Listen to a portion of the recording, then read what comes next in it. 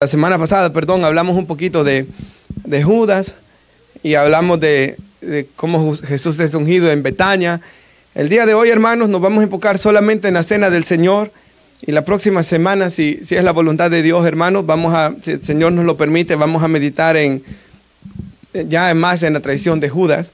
Pero el día de hoy, hermanos, vamos leyendo desde el versículo 12 hasta el 21 para dar inicio, hermanos.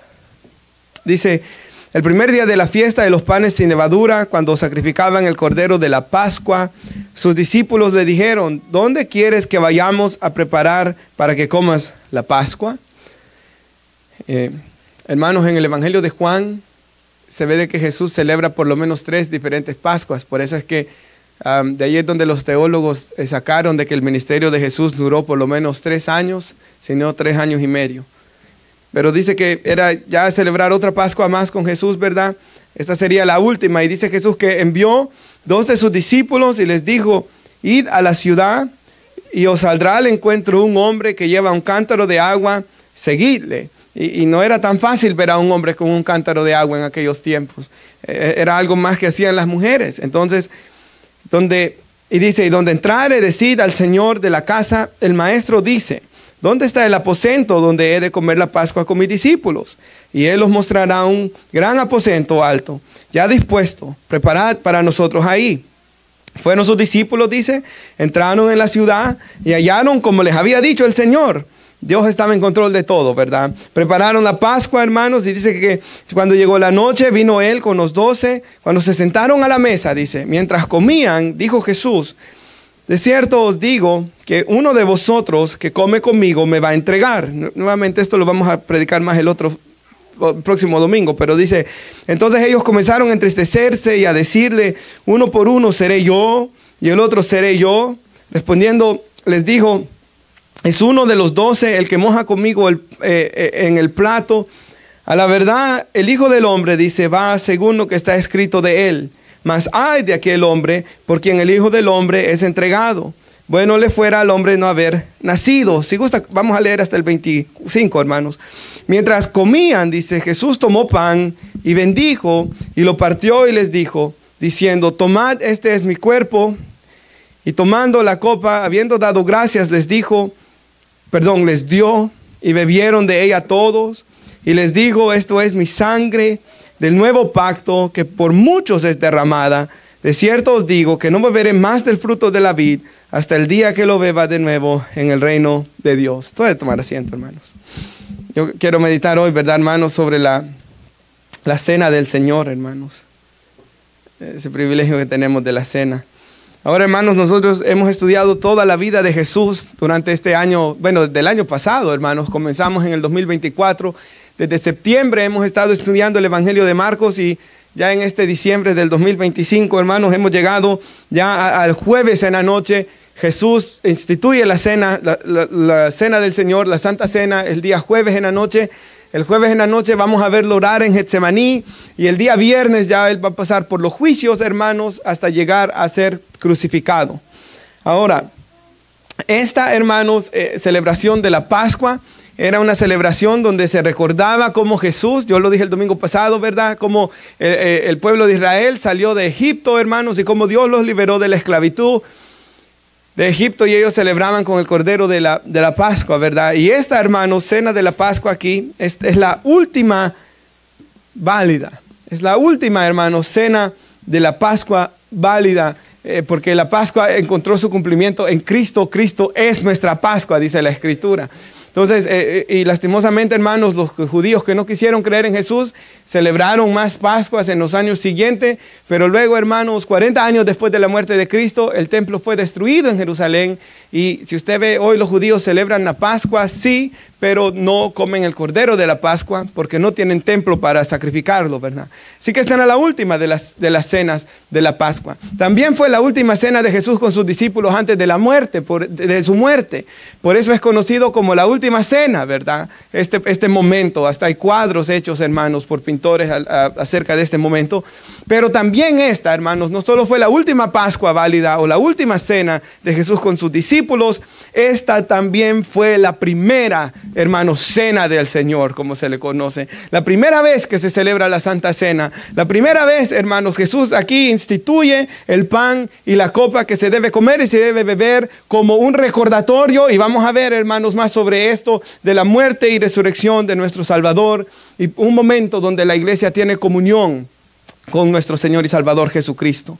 Así que, hermanos, el versículo 22 dice que mientras comían, tomó Jesús el pan y bendijo y lo partió y les dijo: tomad, este es mi cuerpo. Y después dice el 23 que tomando la copa, habiendo dado gracias, les dio, bebieron de ella todos y les dijo: esta es mi sangre, sangre del nuevo pacto, del pacto que Dios hace con los que hemos creído en nuestro Señor y Salvador Jesucristo. Yo hoy, hermanos, quisiera de que meditáramos en la historia, hermanos, de la iglesia durante los 2000 años que ha existido la iglesia. Yo quisiera que miráramos, hermanos, la celebración de la Cena del Señor, cómo se observaba al principio cuando comenzó la iglesia, cómo después, hermanos, la celebración fue siendo se dañó, hermanos, se llegó hasta alejarse de la verdad bíblica, y cómo después, en el tiempo de los reformadores, se volvió a tratar de regresar a la Biblia para ver, hermanos, cómo nosotros la debemos celebrar hoy, porque es una de las dos ordenanzas que Jesús dejó. Todo creyente debe de bautizarse en agua y todo creyente debe participar de la Cena del Señor, hermanos. Y quisiera comenzar, si nuestra hermana puede poner en nuestras pantallas Hechos 27. En Hechos 27, hermanos, dice la Biblia que el primer día de la semana, que es el domingo, ¿verdad? El domingo es el primer día de la semana, hermanos. Yo sé que nosotros pensamos que el lunes es, pero en realidad el domingo, si usted ve los calendarios, es el primer día de la semana. Entonces, reunidos los discípulos para partir el pan, Pablo les enseñaba. En la Biblia vemos, hermanos, de que, hasta ahí, hermana, gracias. La iglesia se reunía el primer día de la semana para partir el pan, o sea, para participar de la cena del Señor. También el primer día de la semana, dicen las epístolas de Corintios, se reunían para apartar una ofrenda. Entonces vemos, hermanos, en la historia de la iglesia, desde que la iglesia comenzó, la iglesia se reunía los días domingos porque el Señor Jesús resucitó, hermanos, el primer día de la semana, dicen los evangelios. Él resucitó el primer día de la semana, así que los cristianos se reunían, hermanos, nos reunimos hasta el día de hoy, el primer día de la semana, el día domingo, para recordar la muerte y resurrección de nuestro Señor y Salvador Jesucristo, hermanos. Entonces, ya que el Señor resucitó el domingo y ya que la Biblia dice de que la muerte del Señor anunciamos hasta que Él venga cuando tomamos la Santa Cena, es por eso, hermanos, que la iglesia al principio, hermanos, se reunían todos los domingos, y la iglesia cuando comenzó todos los domingos celebraba la Cena del Señor. Si usted busca los libros de historia de la iglesia, ellos se reunían, hermanos, todos los domingos a comer el pan y a beber la copa. Ahora, la Biblia no nos dice, hermanos, que debemos, si usted ya va a las Escrituras, no nos dice que debemos celebrarla todos los domingos, pero, hermanos, aunque no nos diga cuántas veces debemos hacerla, sí vamos a ver que es de gran bendición para nuestras almas y que lo debemos hacer. Algunos lo hacen cada 6 meses, unos lo hacen una vez al año, otros lo hacen una vez al mes, otros lo hacen, hermanos, todos los domingos. Y vamos a ver por qué, hermanos, yo creo que se debe de hacer muy a menudo, hermanos. Muy a menudo debemos venir a comer y a participar de la cena del Señor. Y yo tengo algo aquí escrito, hermanos, por el hermano Justo González, que es el hermano que escribió el libro de historia de la iglesia, ¿verdad? Más detallado, el que es usado en inglés también, hermanos. Este es de los más vendidos. En inglés, él es cubano, pero él cubano-americano, así que él está escrito en inglés, pero está traducido al español. Y el hermano Justo González dice en su libro Historia de la Iglesia, en la página 509, dice así, hermanos: a través de los siglos, desde los mismos inicios, la comunión, como le llama 1 Corintios 10:16, la comunión, el pan y la copa, había sido el culto cristiano por excelencia. O sea, todos los cultos cristianos del día domingo venían y celebraban la comunión. Era la parte más importante, hermanos, del servicio. poco a poco, dice, se le fue dando un sentido mágico que no tenía al principio. Entonces se le fue diciendo de que el pan se convertía de verdad en el cuerpo y que la copa se convertía de verdad en la sangre del Señor. Entonces se comenzó a cambiar el significado que originalmente tenía la cena. Y dice él, poco a poco se le fue dando un sentido mágico que no tenía al principio. En la piedad popular, entre la gente popular, ¿verdad?, que era piadosa, surgió la idea de que el pan y el vino se convertían literalmente en el cuerpo y la sangre de Cristo. Entonces de ahí comienza, hermanos, entre la gente comenzó las supersticiones, ¿verdad? Y usted sabe de que tenían muchas supersticiones en aquel momento y cosas que no tienen base en las Escrituras. Por ejemplo, yo estaba leyendo, vino a mi mente esto ahorita en Historia de la Iglesia, estaba leyendo, porque acabo de terminar de leer el primero de los 2 tomos y había una señora que se llamaba Santa Catalina, se le conoce hoy, hermanos, por la Iglesia Católica, y esta señora decía que ella caía en éxtasis y que hasta se fue a casar con Jesús, dijo ella. Entonces vemos, hermanos, muchas cosas, ¿verdad?, supersticiones que se levantaba entre la gente. Recuerda que en aquel tiempo la mayoría de gente no podía leer, y luego las escrituras después estaban solo escritas en latín, en la Vulgata, hermanos, y la gente no podía hablar latín ya, ¿verdad? Entonces la gente no podía leer las escrituras y aparte de eso muchos no podían ni leer. Entonces se comenzaron a crear muchas creencias que no estaban fundamentadas en la Biblia. Dice él, las ideas populares eran rechazadas por los mejores eruditos, o sea, los que leían las escrituras y enseñaban la Biblia en aquel tiempo rechazaban estas ideas. Pero a pesar de ello, como la mayoría de gente no podía leer, se continuaron propagándose, dice. Y en el siglo XIII, ya en 1215, nosotros estamos en el 2025 hoy, ¿verdad? Pero ya en 1215, la Iglesia Católica se reunió en el Cuarto Concilio de Letrán y promulgó la doctrina de la transubstanciación, según la cual, al celebrarse la comunión, ¿verdad?, la sustancia del pan desaparece y el cuerpo de Cristo ocupa su lugar. O sea, cuando el sacerdote levanta el pan, ¿verdad?, ya no es pan, hermanos, sino que es, ¿verdad?, el cuerpo literalmente de Cristo, que está comiendo la gente el cuerpo y está comiendo la sangre. Entonces, la manera como lo explica la Iglesia Católica es esto, hermanos. Y yo creo que la mayoría de nosotros quizás lo hizo, ¿verdad? Cuando éramos pequeños, hermanos, se nos llevó a tomar unas clases para la primera comunión, se le llamaba, porque era la primera vez que iba a comer comunión la persona, y se dio las clases y se fue a confesar con el sacerdote para después ir, hermanos, y participar de esto. Y la idea era así, nuevamente, esta no era la enseñanza original de las Escrituras, ni tampoco era la enseñanza original de la Iglesia Católica cuando recién comenzó. Esto fue algo que con el tiempo se fue creando, y para 1215, ¿verdad?, fue de que ya se estableció en el Cuarto Concilio de Letrán, y dice así, la transubstanciación, qué palabra, ¿verdad? Dice, durante la Eucaristía, la sustancia del pan, óigalo, y la sustancia del vino, ¿verdad?, se transforman en la sustancia del cuerpo y la sangre de Cristo, aunque conservan sus propiedades físicas externas. O sea, el pan conserva su apariencia, su sabor y su olor.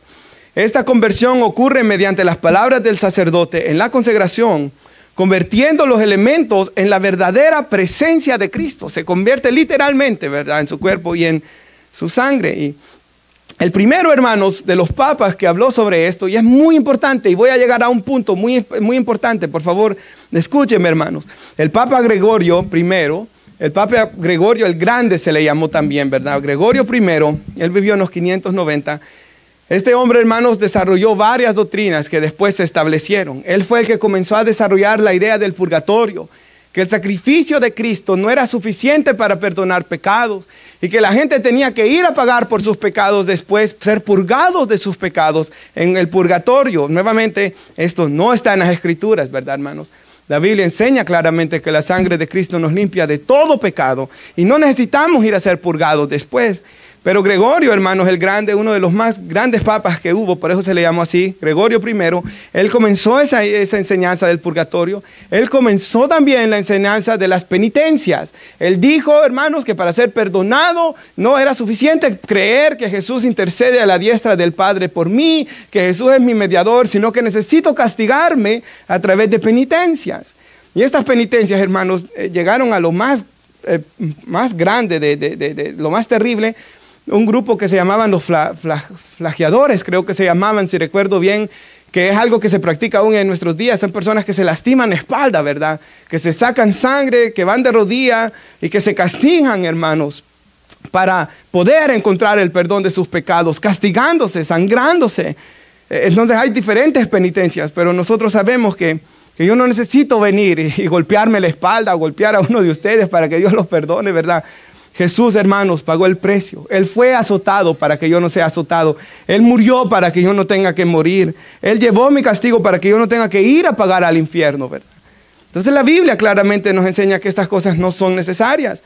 Y este Gregorio, quien comenzó, él no fue el que lo estableció ya oficial, pero en él comenzaron estas ideas del purgatorio y él comenzó las ideas de las penitencias, ¿verdad? Él dijo así. La misa, dijo él, y yo voy a llegar a un punto con eso, hermanos. La misa es un sacrificio, dijo él. Oiga, es un sacrificio la misa. No sé si usted alguna vez supo qué era la misa, porque uno solo iba y a veces no preguntaba nada, ¿verdad? Pero la misa es un sacrificio en el que Cristo es inmolado de nuevo. Como esto creó mucha controversia, ¿verdad? Después, hermanos, la iglesia lo trató de cambiar o suavizar y decir así. La transubstanciación, ¿verdad? Es un resacrificio, dice. En el sentido que la misa es la actualización, oiga, actualización del sacrificio original. No una repetición, pues Cristo murió una sola vez. Ahora yo quiero que nuestra hermana ponga Hebreos 9:24. Esta entre muchas más escrituras nos muestran que el sacrificio de Cristo fue hecho una vez y para siempre, hermanos. Y que no necesita Cristo volver a ser resacrificado o que no necesita haber una actualización, ¿verdad, hermanos? Cuando Cristo murió, Él pagó por los pecados desde Adán, hermanos, desde los de Abel, desde todos los que han puesto su fe en Él antes que Él viniera. Y Él pagó por los pecados de todos los que habríamos de poner nuestra fe en Él. Él murió por los pecados de todos, ¿verdad? El hombre que murió a la par de Jesús le dijo, acuérdate de mí, Señor, en el reino de tu Padre. Y es el ladrón que no había hecho nada para ser salvo, pero hizo lo correcto, que es poner su fe en Jesús, arrepentirse, reconocer que él merecía la condenación. Y Jesús le dijo, hoy estarás conmigo en el paraíso. De ese pecador, todos los que vivieron antes y todos los que hemos vivido después, todos fuimos perdonados por ese sacrificio. Así que la comunión, el comer el pan y beber la copa no es un sacramento en ese sentido para nosotros. No es, hermanos, de que estamos volviendo a resacrificar a Cristo cuando comemos el pan y la copa. Hebreos 9:24 dice, porque no entró Cristo en el santuario hecho de mano, figura del verdadero. O sea, Jesús no entró para la expiación, ¿verdad? Yo sé que esa es otra enseñanza, pero Jesús no entró en el tabernáculo, en el templo que estaba en Israel, sino que Jesús cuando murió y resucitó, Él entró al cielo mismo, para presentarse ahora por nosotros ante Dios, no para ofrecerse muchas veces, mire hermanos, no para ofrecerse muchas veces, como entraba el sumo sacerdote en el lugar santísimo, cada año tenía que entrar con sangre ajena. No necesitamos semana tras semana, todas las semanas una actualización, ¿verdad? No necesita usted venir semanalmente y ser perdonado por medio de la comunión, no. De otra manera, dice, le hubiera sido necesario padecer muchas veces a Jesús, desde el principio del mundo, ¿verdad? Pero ahora, en la consumación de los siglos, se presentó Jesús, ¿cuántas veces? Una vez para siempre, hermanos, por el sacrificio de sí mismo, para quitar de en medio el pecado. Ese pecado quitó ese sacrificio quitó todos los pecados, hermanos, el de Cristo. El sacrificio de Cristo quitó todo el pecado y de la manera, dice, que está establecido para los hombres también, que mueran una sola vez después del juicio. Lo sabemos, ¿verdad, hermanos? Una vez va a ser. Cristo también murió y su sacrificio fue hecho una vez. Cristo fue ofrecido una vez para llevar los pecados de muchos, dice. y así aparecerá por segunda vez, sin relación con el pecado, para salvar a los que le esperan. Así que, hermanos, comprendemos, el sacrificio de Cristo fue suficiente, que no necesitamos, ¿verdad? Purgatorio, intercesión de los hombres, no necesitamos penitencias no necesitamos en la comunión resacrificar a Cristo, ¿verdad, hermanos? Esto no es bíblico. Y la manera como los reformadores lo dijeron, los reformadores cuando comenzó la iglesia, ¿verdad? Se le llama reformar porque querían volver al original, ellos querían volver a la Biblia, ellos querían recuperar la doctrina bíblica. Y ellos lo dijeron de esta manera y Daniel me dijo ayer cuando estábamos hablando de esta predicación, de que leyera lo que dijo la Confesión de Fe de Westminster, y traigo aquí lo que ellos dijeron, y dijeron así, hermanos: el sacrificio papal de la misa, dice, porque es un sacrificio, ¿verdad? Es la injuria más abominable al único sacrificio de Cristo, porque lo que se está haciendo es menospreciando el sacrificio de Cristo, hermanos. Todo es menospreciar a Cristo. Lo de Cristo no fue suficiente. Yo necesito golpearme. Lo que Cristo hizo no fue suficiente. Necesito volver a resacrificarlo. Lo que Cristo hizo no es suficiente. Tengo que ir a ser purgado en el purgatorio. Eso es lo que se está diciendo aquí. Entonces el sacrificio papal de la misa es la injuria más abominable al único sacrificio de Cristo, dijo, que es la única propiciación por los pecados de sus elegidos. Cristo es suficiente, hermanos. Así que recibimos el perdón de nuestros pecados, porque esa ofrenda, ¿verdad, hermanos? Fue suficiente. Y no necesitamos actualización, ¿verdad? Ya ese fue suficiente, hermanos, para siempre. Entonces, hermanos, por ejemplo, Primera de Juan dice en el capítulo 1, versículo 7, está diciendo en el contexto que el que dice que no tiene pecado es mentiroso, ¿verdad? Si alguien dice que yo no he pecado, es mentiroso. Si alguien dice, yo nunca he pecado, hace que Dios es mentiroso, está diciendo Dios miente, cuando en realidad el que miente es la persona que dice que no tiene pecado, ¿verdad? Pero luego dice ahí la Biblia, si confesamos nuestros pecados a Dios, ¿verdad? Él es fiel, dice. ¿Quién Él? El Señor es fiel y justo para perdonarnos. El perdón lo da Dios, ¿verdad? Él es fiel y justo para perdonarnos de todos nuestros pecados y para limpiarnos de toda maldad. Porque la sangre de Cristo nos limpia de todo pecado. Hermanos, yo les escribo para que no pequen, dice Juan. Pero si alguno hubiera pecado, porque todos fallamos, si alguno hubiera pecado, abogado tenemos para con el Padre, a Jesucristo el justo.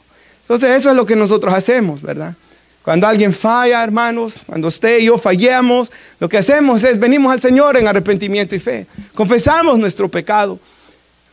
Si hemos pecado contra otra persona, confesamos contra esa persona nuestro pecado y pedimos a Dios que Él nos limpie de toda maldad. Así que la comunión no puede ser un resacrificio de Cristo, ni se convierte literalmente en el cuerpo y en la sangre del Señor. El cuerpo y la sangre del Señor Jesús están en los cielos, ¿verdad, hermanos? A la diestra del Padre, como verdaderamente Dios, verdaderamente hombre, Él es. En Jesús están las dos En Jesús están las dos naturalezas, hermanos. Ese es el punto de la encarnación.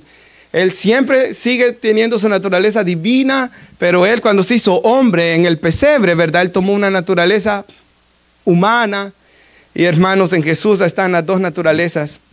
Ahí, verdaderamente Dios, verdaderamente hombre. Ahora, luego, hermanos, en los días de la Reforma, ¿verdad? Ellos dijeron que rechazaron esa doctrina. Y por cierto, hubo gente antes de los reformadores que rechazó la doctrina de la transubstanciación. El problema es que los quemaban, hermanos. La Iglesia Católica los quemaba. Y quizás el más famoso de todos es John Wycliffe, que él murió de una enfermedad antes que lo fueran a matar. Pero fueron y sacaron sus restos y quemaron ya sus restos. Y yo me puse a pensar, ¿cómo se ha de haber sentido la familia de él? De que se ha enterrado esa persona. Y después llegaron a sacar los huesos de él, hermanos, su cuerpo, y lo fueron a quemar. Entonces, ese era el problema antes. Y en la historia de la iglesia, si usted lo lee, varios de estas personas, hubieron grupos, hermanos, enteros, de que se opusieron a varias de estas doctrinas. John Huss, y John Huss lo quemaron vivo a él, ¿verdad? Y así hubieron muchos, Savariola y todos estos hombres, hermanos, en la historia que vinieron antes, que se oponían, pero los quemaban. Y eso es bien feo, ¿verdad, hermanos? Yo no sé cómo puede llegar uno a tales conclusiones. Si la Biblia, Jesús nos dijo a Pedro, ¿verdad? Cuando él sacó aquella espada, guarda la espada, ¿verdad? El que mata espada ha de morir espada. Y que eso no era lo que el Señor venía. Y Él dijo, bienaventurados los pacificadores, ¿verdad, hermanos? Y Él nos habló de hasta bendecir a los que nos maldicen, dice. Entonces el Señor nunca nos enseñó, hermanos, que nosotros vamos a pelear, que vengamos aquí, vamos a quemar a aquel. Imagínense que yo les estuviera diciendo eso, hermanos. ¿En qué cabeza cabe?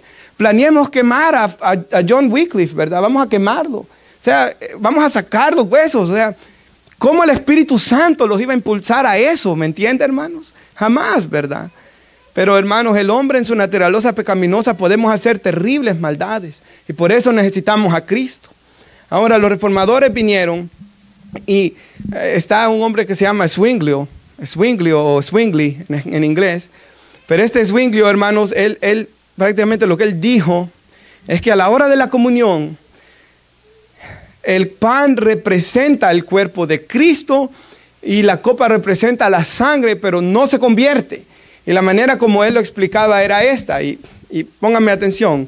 Jesús dijo en Juan 10, yo soy la puerta, dijo Jesús, ¿verdad, hermanos? Yo soy la puerta. El que entra en mí encontrará pastos. ¿Qué significaba eso? ¿Significaba que Jesús era una puerta literal? No. Él es verdaderamente Dios, verdaderamente hombre. Entonces Jesús no es una puerta literalmente, ¿verdad?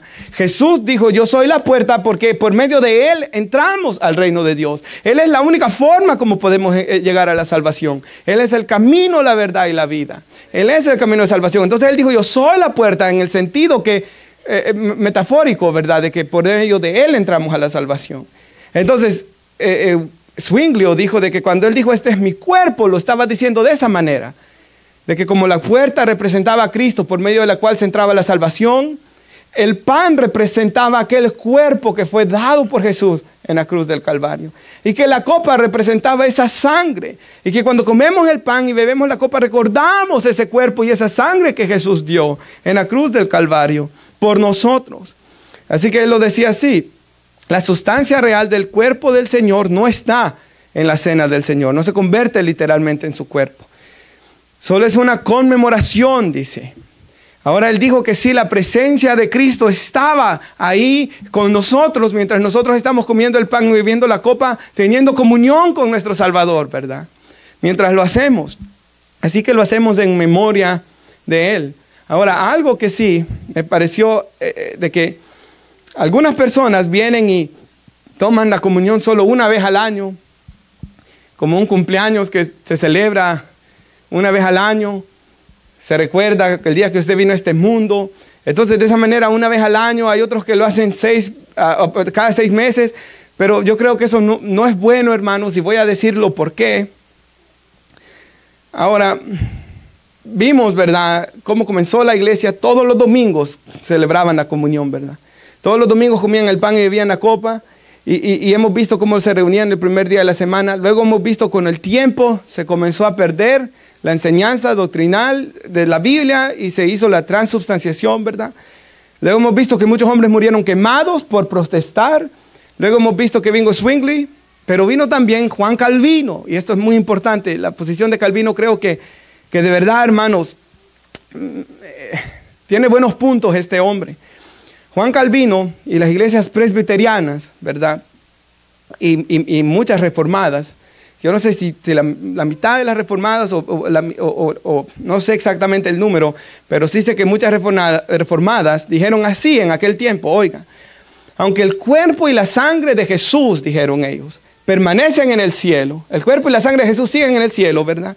Espiritualmente, dijo Calvino, nos son hechos presentes de una manera mística por la naturaleza divina omnipresente de Jesús. O sea, espiritualmente, dijo este Calvino, ¿verdad? El pan espiritualmente sí se convierte en el cuerpo de Cristo espiritualmente. Y la copa sí se convierte en la sangre de Cristo espiritualmente. Y esto es lo que creen, no sé si todos los reformados, pero en el tiempo antiguo sí se creía, ¿verdad? Entonces, espiritualmente, en el momento que se hace la oración, el pan se convierte en el cuerpo espiritualmente de Cristo y la copa se convierte en la sangre espiritualmente de Cristo, hermanos. Entonces el creyente está comiendo o está participando del cuerpo de Cristo de esa manera. Entonces dice él, la naturaleza divina de Cristo nos lleva al Cristo ascendido en los cielos, y de esa manera tenemos como un anticipo del cielo. Entonces, y este es un punto importante, Juan Calvino creía que la iglesia tenía que comer la comunión muchas veces.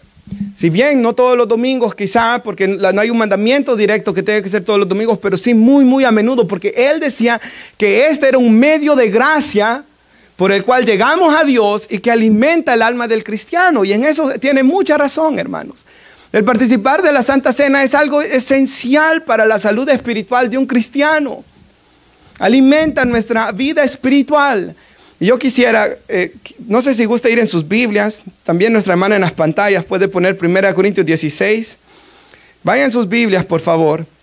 1 Corintios 10, 1 Corintios 10, versículo 16. Y vamos a meditar en 1 Corintios 10 y luego en 1 Corintios 11. 1 Corintios 10, 16. Hermana, gracias. Ahí, gracias. Yo le pedí a la hermana que este versículo, si gusta, ella lo va a poner en la Nueva Biblia de las Américas. Y nosotros lo vamos a leer aquí en Reina Valera. Y es muy importante una palabra aquí. Es la razón que varía en la traducción. Es la razón por la cual yo hago esto, hermanos. ¿Tiene 1 Corintios 1, 16 conmigo, hermanos? Amén. Vamos a leer la palabra del Señor. Y dice así: la copa de bendición que bendecimos, no es el qué, no es la comunión de la sangre de Cristo. El pan que partimos no es la comunión con el cuerpo de Cristo. Y quisiera explicar esto. La copa de bendición se le llamaba a la tercera de 4 copas que tomaban los judíos cuando celebraban la Pascua. Entonces los judíos tomaban 4 copas, o pequeños, ¿verdad? Porque se compartía a veces la copa, pero había 4 veces que tomaban de la copa. Y la tercera era la copa de bendición. Entonces, cuando estaban celebrando la cena Jesús con sus discípulos, Él toma la tercera, nos está diciendo aquí Pablo, ¿verdad? Y esa Él la aparta para que sea la copa que nosotros tomamos cuando tomamos la Santa Cena, ¿verdad? Entonces, esa era la copa de bendición que se toma, ¿verdad? Es la comunión, dice aquí. Pero si miran la Biblia de las Américas, dice, es la participación. Y quisiera explicarlo por qué. Comunión, participación, porque la palabra en griego ahí es koinonía. Y la palabra koinonía es compañerismo, tener comunión o participar de algo. De alguna actividad, de algo que se está haciendo, estamos participando, ¿verdad? Todos participamos hoy del servicio. Todos venimos a estar acá juntos. O hay una comida y todos comemos de esa comida. Todos participamos de esa comida. Entonces, comunión o participación, ¿verdad? Como se traduce aquí. Entonces, hermanos, cuando venimos y comemos el pan, estamos teniendo comunión, estamos participando, ¿verdad?, del cuerpo y de la sangre de Cristo. Entonces, hermanos,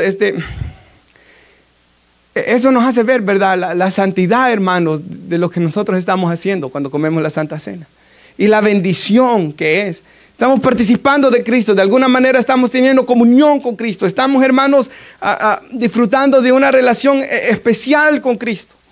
El experto en el idioma griego, ¿verdad?, el hermano A.T. Robertson dice así: es naturalmente, comentando este versículo, una participación espiritual, dice, en la sangre de Cristo y en el cuerpo de Cristo, que es simbolizado por el pan y por la copa.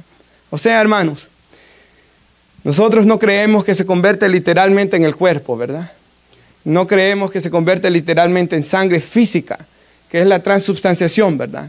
Ellos creían que estaban resacrificando a Cristo. La misa es un sacrificio y nosotros no creemos eso, porque la Biblia claramente nos dice que el sacrificio fue hecho una vez y para siempre, hermanos.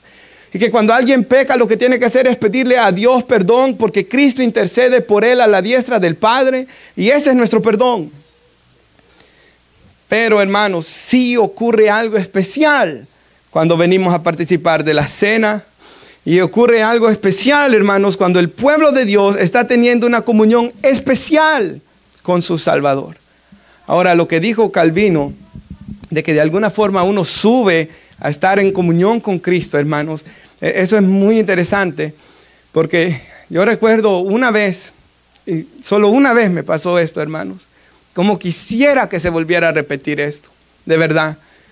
Yo recuerdo una vez en el año 2010, que fue el año que yo de verdad ya comencé a hacerme un discípulo, ¿verdad? Me recuerdo que hubo una vez que vinimos a comer la cena. Y me recuerdo, hermanos, de que pasé al frente, agarré el pan, la copa, me arrodillé, hermanos, y comencé a tener, hermanos, tal comunión con Dios, de que cuando abrí mis ojos, ya se había ido casi toda la iglesia. Hermanos, me olvidé de dónde estaba, de verdad lo digo, hermanos, Dios es mi testigo. Me olvidé de dónde estaba, me olvidé de las personas que estaban alrededor, me olvidé de absolutamente todo y estaba en tal comunión con Dios, hermanos, mis ojos no podían dejar de derramar lágrimas. Y hubo gente que se me acercó, que se me habían dado una mala noticia, que si estaba enfermo, que se había estado pasando un problema, pero no, yo había llegado ahí de 19 años, feliz, sin tener nada de qué preocuparme, hermanos, pero simplemente fue eso. Entonces yo sé lo que dice este pasaje bíblico, ¿verdad? De que cuando nosotros venimos a la cena es de esa manera como lo debemos de ver, hermanos. Como que mi alma se eleva a Cristo. Estoy teniendo comunión con mi Salvador. Entonces eso es muy importante. Ahora, si va por favor a 1 Corintios 11, solo denle la vuelta. Al versículo 20. Esto lo prediqué en otra vez, ¿verdad? Entonces, bueno, dice que hay nuevos, ¿verdad? Pero voy a hacer muy breve, pero solo quiero hacer unos puntos aquí. Hemos visto, hermanos, de que el pan y la copa, cuando venimos, lo hacemos en memoria del Señor, recordando lo que Él hizo y tenemos comunión con nuestro Salvador. Una comunión especial, hermanos. Pero aquí vamos a ver algunas cosas malas que estaban haciendo los corintios y Pablo los corrige. Y dice el 20, ¿lo tiene? 11:20. Cuando pues os reunís vosotros, ahí gracias hermana. Si quiere puede regresar a Reina Valera en las pantallas, hermana. Cuando pues os reunís vosotros, esto no es a comer la cena del Señor. Porque al comer cada uno se adelanta a tomar su propia cena. Y uno tiene hambre y otro se embriaga. Pues que no tenéis casas en que comáis y bebáis. ¿O menospreciáis la iglesia de Dios y avergonzáis a los que no tienen nada? ¿Qué os diré? ¿Os alabaré? En esto no os alabo. Y mire lo que estaba pasando, porque usted sabe que en esta iglesia había división, ¿verdad?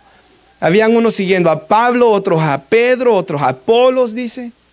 Otros decían yo soy de Cristo. Habían personas pecando bien feo. Y vamos a ver que por eso Dios los estaba enfermando y hasta se estaban muriendo bastantes de ellos ahí. Entonces cuando venían a comer la cena, no lo hacían juntos, sino que claramente da a entender que los que tenían más dinero venían primero, porque comían, se embriagaban, dice, y otros dice que tenían hambre, llegaban después. Entonces es inconcebible para nuestra mente pensar algo así, ¿verdad, hermanos? Imagínense que nosotros viniéramos aquí un grupo primero y después venga otro grupo después y que haga eso tan feo, hermanos. Esto no era de Dios lo que estaba pasando. Entonces dice el versículo 23, ¿lo tiene?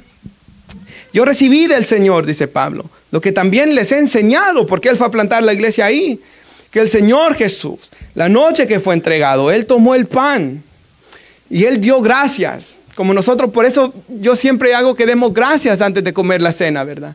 Un tiempo para dar gracias al Señor. Gracias por su cuerpo y tener comunión con nuestro Salvador de esa manera. Dice, habiendo dado gracias, lo partió y dijo, tomad, comed, este es mi cuerpo, que por vosotros es partido. Haced esto en memoria de mí. Y estamos recordando el cuerpo del Salvador. Y estamos teniendo comunión con nuestro Salvador. Y lo hacemos juntos, ¿verdad, hermanos? Por eso a mí todavía les digo, si es posible, los que puedan, yo sé que hay niños, ¿verdad? Pero los que no tengan niños o pueden hacerlo al frente, hermanos, y todos juntos participar, al mismo tiempo, ¿verdad? Unidos, hermanos. Y luego dice, el 25, ¿lo tiene? Asimismo dice que Jesús tomó también la copa después de haber cenado, diciendo, esta copa es el nuevo pacto. Cuando lean nuevo pacto, piensen en todo el Nuevo Testamento, hermanos. Ese es el nuevo pacto. Eso significa testamento. Testamento y pacto es la misma palabra. O sea, el Antiguo Testamento nos dice el antiguo pacto que Dios hizo con Israel. El Nuevo Testamento nos cuenta el nuevo pacto que Dios ha hecho con nosotros.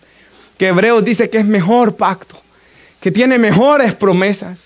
Porque en el primer pacto, dice el libro de Hebreos, se derramó sangre de toros, hasta de pájaros, ¿verdad, hermanos? Del cordero de la Pascua, se derramó aquella sangre. Pero en el nuevo pacto se ha derramado la sangre de Cristo, dice la Escritura. que es poderosa para limpiar nuestras conciencias de obras muertas, para servir al Dios vivo. La sangre de Cristo que perdona, que limpia nuestras conciencias, es la sangre del nuevo pacto, y es eso lo que recordamos. Haced esto, dice, todas las veces que lo bebiereis en memoria de mí. Así que, hermanos, la Santa Cena, la Cena del Señor, estamos teniendo comunión con el Señor, ¿verdad? Comunión. Pero también estamos recordando lo que Él ha hecho, recordando su cuerpo, recordando su sangre. Y yo me pongo a pensar, es una celebración donde recordamos. Quizás lo más cercano a esto, hermanos, es, en mi caso, podría pensar yo, todos los que son papás aquí, ¿verdad? Yo el 4 de enero recuerdo y celebro el nacimiento de mi hija, el 4 de enero. Y recuerdo el día que ella vino a este mundo. Y recuerdo el día que, verdad, la tuvimos por primera vez. El 29 de octubre recuerdo el nacimiento de mi hijo. Y hacemos una celebración para recordar el día que él nació. Cuando comemos el pan y bebemos la copa, estamos recordando, estamos celebrando, recordando la muerte y resurrección de nuestro Salvador. Mira el versículo 26. Así pues, todas las veces que comieres este pan y bebieres esta copa, la muerte del Señor anuncian hasta el día que Él venga. Entonces eso es lo que estamos haciendo en la cena. Anunciamos su muerte, anunciamos lo que Él hizo. Recordamos, hermanos, su sacrificio con la mirada puesta en el día que el Señor venga de nuevo por su iglesia. Y por eso es que yo pienso que están mal, que no es correcto hacerlo una vez al año. ¿Por qué me voy a privar de tal bendición? Si la Biblia no me dice que solo una vez al año. Entonces, hermanos, lo debemos celebrar muy a menudo, hermanos, muy a menudo. Porque es lo que la Biblia nos da: libertad para entrar al lugar santísimo, dice la Escritura. Libertad para venir a comer el pan y beber la copa. De una manera, hermanos, que es para comunión con el Salvador. Y todo lo que es comunión con Cristo es bendición para nuestras vidas. Pero mira el 27. De manera que cualquiera que comiera este pan o bebiera esta copa del Señor indignamente. ¿Qué significa indignamente? Él lo va a explicar en un segundo. El que comiera o bebiera este pan o bebiera esta copa indignamente será culpado, dice, del cuerpo y de la sangre del Señor. Por tanto, pruébese o examínese, dice otra traducción, cada uno a sí mismo, y coma del pan y beba de la copa. Porque el que come y bebe indignamente, ¿cómo es indignamente? Sin discernir el cuerpo del Señor, juicio come y bebe para sí. Y por eso es, hermanos, que nosotros... Hay dos formas de celebrar la cena, ¿verdad? Está el que celebra la cena a puertas cerradas, se le conoce, que significa, hermanos, de que solo los miembros de la iglesia activos de esa congregación la comen. Luego está comiéndola a puerta abierta, de que todos los cristianos que estén ahí en esa iglesia ese día, de otras iglesias, por ejemplo, aquí vienen de otros países, hermanos, ¿verdad? Familiares suyos vienen aquí. Y si están en Cristo, si se han bautizado, y si ellos dan testimonio, de que ellos están bien con el Señor, se les permite, ¿verdad? Eso es puertas abiertas.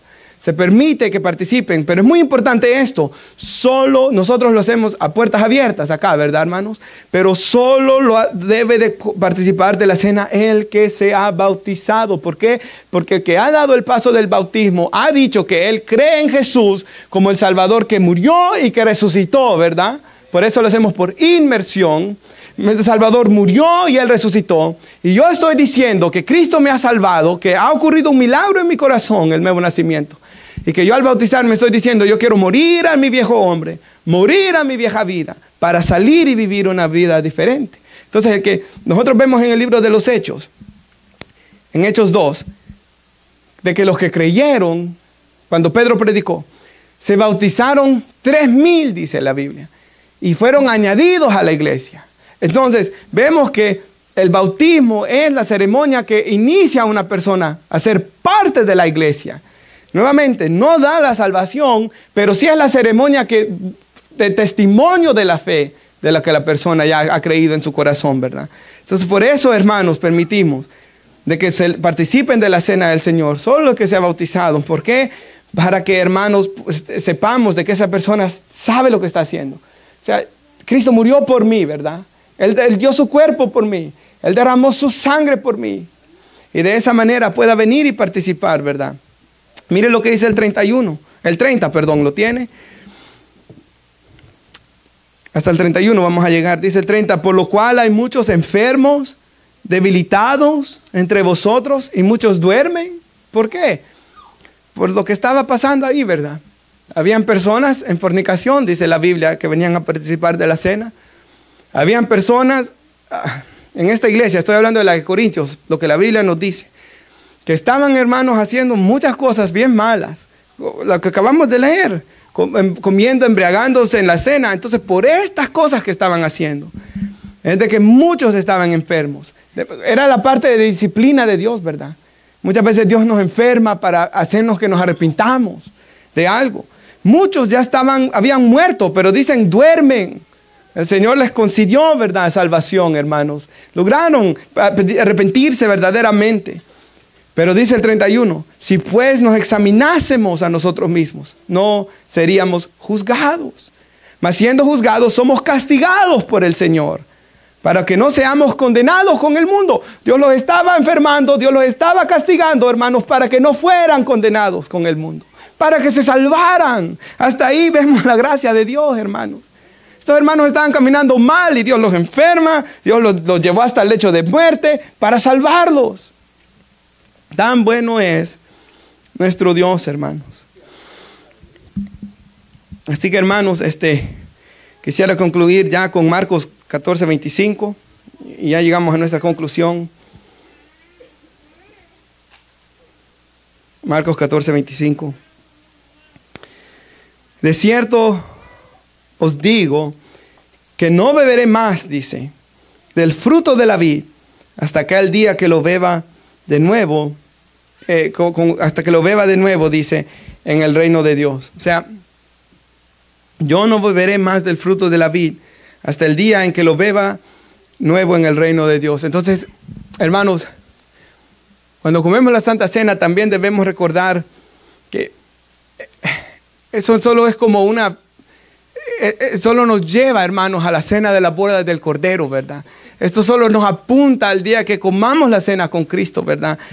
Cuando Él vuelva a beber del fruto de la vid, hermanos, Él bebió esa copa ahí, dijo que nunca le iba a volver a beber más, pero la siguiente copa que Jesús bebió después de esa fue la de la ira, ¿verdad?